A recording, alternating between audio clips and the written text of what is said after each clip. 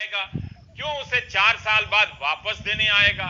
नीति आयोग और वित्त मंत्री बार बार इस पर जोर देते रहे कि यह संपत्तियों का बेचना नहीं है, यह सब कुछ इसलिए किया जा रहा है ताकि इस वक्त अर्थव्यवस्था को सपोर्ट किया जा सके, पटरी पर लाया जा सके। This entire pipeline, national monetization pipeline, is talking about brownfield assets where investment has already been made, where there is a completed asset which is either languishing or which is remaining not fully monetized or which is remaining underutilized. So by bringing in the private participation into this, you're going to be able to monetize it better, and with whatever resource that you're having obtained through the monetization, you're able to put in further investment into infrastructure building. So first of all, for those who have this question in your mind, which means are we selling away the lands? No, this infrastructure national monetization pipeline is talking about brownfield assets which need to be better monetized. BSNL के लगाए 14,917 mobile tower, 3.25 lakh kilometre से अधिक लंबी fibre line भी सौंप कर 35,000 करोड़ से अधिक हासिल करने का लक्ष्य रखा गया है। क्या पूर्ण रूप से बिक्री कहने से बचने के लिए ये बेचने की दिशा में कोई नया कदम है? क्या ये बेचना नहीं है? इसमें सवाल यह है कि इस समय समस्या क्या है देश में। समस्या है कि जो प्राइवेट सेक्टर है उसका इन्वेस्टमेंट काफी गिर गया है। तो प्राइवेट सेक्टर का इन्वेस्टमेंट बढ़ाना ही सबसे बड़ी एक समस्या है, क्योंकि तभी ग्रोथ बढ़ना शुरू होगा अर्थव्यवस्था में। और जब हम पब्लिक सेक्टर के एसेट्स को प्राइवेटाइज करेंगे तो कोई ना कोई प्राइवेट सेक्टर की एंटिटी उसको खरीदेगा, तो जो वो नॉर्मल इन्वेस्टमेंट करता है उसकी जगह वो यहाँ पे अब पैसा डालेगा, तो जो नॉर्मल इन्वेस्टमेंट करता है वो तो गिर जाएगा। और दूसरी तरफ सरकार भी जो इन्वेस्टमेंट कर रही है वो इतना डिसइन्वेस्टमेंट जो कर रही है उससे कम हो जाएगा। तो इससे ऐसा नहीं होगा कि जो इन्वेस्टमेंट एकदम से बढ़ जाएगा अर्थव्यवस्था में और उससे अर्थव्यवस्था फिर से तेजी पे आ जाएगी। तो ये कदम मेरा मानना है कि इस समय के लिए सही नहीं है। और दूसरी बात ये कि जो पब्लिक सेक्टर के एसेट्स को इस तरह से प्राइवेटाइज करना वो भी सही नहीं होगा। और तीसरी बात ये है कि जो हमारे जो पब्लिक सेक्टर के एसेट्स हैं, प्राइवेट सेक्टर के एसेट्स हैं जो इंफ्रास्ट्रक्चर में हैं, वहाँ पे काफ़ी तरह की परेशानी आ रही थी। ऑलरेडी जो प्राइवेट सेक्टर का इन्वेस्टमेंट है पावर में, रोड्स में, वहाँ पे परेशानी थी। तो इस समय ये कितना सक्सेसफुल होगा, किस तरह के प्रोजेक्ट का जो इस तरह से प्राइवेटाइजेशन होगा, ये आगे देखना पड़ेगा। तो सरकार ने अपनी परिसंपत्तियों को अनलॉक कर दिया, अब इंतजार है खरीदारों का या साझीदारों का। विनिवेश और मुद्रीकरण में फर्क होता है, लेकिन ये सारे रास्ते पहुंचते वही हैं जहां निजीकरण का लक्ष्य पहले से मौजूद होता है। आप अगर अलग अलग नामों से जानना चाहते हैं तो कोई बात नहीं, लेकिन 24 फरवरी को प्रधानमंत्री ने साफ साफ समझा दिया था और उसे ही याद रखिए कि इसका मतलब एक ही है।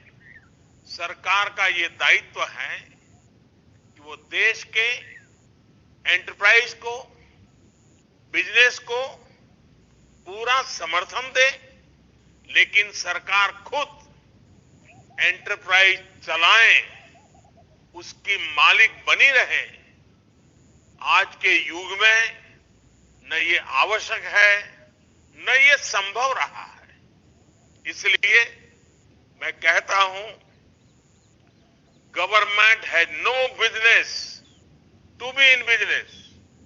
Department of investment and public asset management DIPAM, जिसका हिंदी नाम है निवेश और लोक परिसंपत्ति प्रबंधन विभाग, वित्त मंत्रालय ने 6 लाख करोड़ का लक्ष्य निर्धारित किया है। इसके जरिए फरवरी में ही प्रधानमंत्री ने साफ कर दिया था कि यह गाड़ी अब रुकने वाली नहीं है, वापस नहीं आने वाली है। इसलिए 4 साल बाद क्या होगा ये किसे पता है।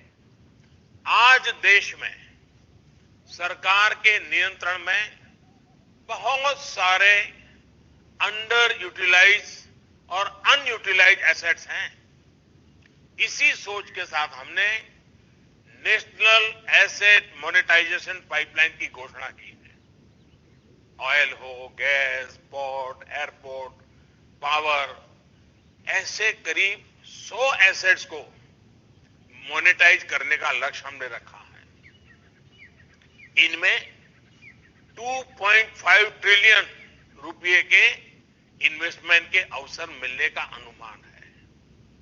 और मैं ये भी कहूंगा कि ये प्रक्रिया आगे भी जारी रहेगी। सरकार जिस मंत्र को लेकर आगे बढ़ रही है वो है मॉनेटाइज और मॉडर्नाइज। हर मंत्रालय को लक्ष्य दिया गया है और हर महीने इसकी समीक्षा होगी। 3 महीने पर वित्त मंत्रालय समीक्षा करेगा कि कितनी संपत्तियों का मुद्रीकरण किया जा चुका है, किया जाना बाकी है, जिसे सरकार बेचना नहीं कहती, लेकिन आप बेचने के अर्थ में ही समझ रहे हैं। यह सब अचानक लिए गए फैसले नहीं है। इस मुद्रीकरण का बड़ा हिस्सा रेलवे से भी आने वाला है। 1,52,000 करोड़ का लक्ष्य है। रेलवे की लिस्ट देखकर यकीन नहीं होता कि अब बेचने की शुरुआत नहीं है। 400 रेलवे स्टेशन, 90 यात्री गाड़ियां, 256 गुड्स शेड्स, 15 रेलवे स्टेडियम, 4 पर्वतीय रेलवे, कोंकण रेलवे के 741 किलोमीटर, फ्रेट कॉरिडोर के 674 किलोमीटर, ट्रैक पर ओवरहेड इक्विपमेंट का 1400 किलोमीटर, ये सब प्राइवेट सेक्टर को दिए जाएंगे। लेकिन आप इसे बेचना ना समझें। सरकार चाहती है कि आप इसे मुद्रीकरण ही समझें। इस तरह दिल्ली की 7 रेलवे कॉलोनियों की जमीन को मोनेटाइज किया जाएगा। प्रेस कॉन्फ्रेंस में एक अधिकारी ने समझाया कि दिल्ली में मोती बाग में रेलवे की कॉलोनी पर लीला होटल बन गया। उस पैसे से रेलवे के अफसरों के लिए अच्छे घर बने। सरकार का एक पैसा नहीं लगा। क्या यह रेलवे की संपत्ति को बेचना नहीं है, लीज पर देना क्या प्राइवेटाइजेशन नहीं है? 15 रेलवे स्टेडियम निजी सेक्टर को दिए जाएंगे। रेलवे के अलावा 2 नेशनल स्टेडियम और 2 रीजनल सेंटर भी हैं, जिनसे 11,450 करोड़ हासिल करने का लक्ष्य है। जुलाई और अगस्त महीने में ओलंपिक खेलों के संदर्भ में कितनी चर्चाएं हुई कि प्रधानमंत्री खिलाड़ियों से बात कर हौसला बढ़ा रहे हैं, खेल को बढ़ावा दे रहे हैं, लेकिन उस चर्चा में इन बातों की भनक नहीं थी, जबकि खबरें छप चुकी थी कि खेल के स्टेडियम किसी और के हाथ में जाने वाले हैं, जिन्हें मुद्रीकरण कहा जाएगा। प्राइवेट सेक्टर ने हॉकी में जब पैसा लगाने से इनकार कर दिया, तब ओडिशा सरकार ने 5 साल के लिए स्पॉन्सर दिया और जनता के पैसे से स्टेडियम भी बनाए। लेकिन आप तक यह खबर ही नहीं पहुंची कि जनता के पैसे से बने हुए स्टेडियम अब निजी हाथों में जा रहे हैं, उनका मुद्रीकरण किया जा रहा है। दिसंबर 2014 में वाराणसी में प्रधानमंत्री मोदी ने तो रेलवे को अपना पहला प्यार बताया था और इसके निजीकरण की बातों को अफवाह।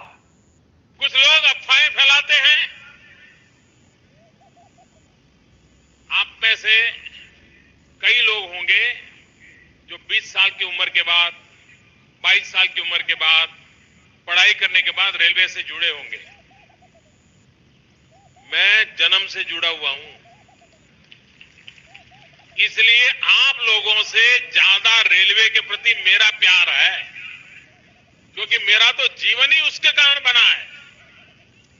जो लोग अफवाहें फैला रहे हैं कि रेलवे का प्राइवेटाइजेशन हो रहा है, वो सरासर गलत है।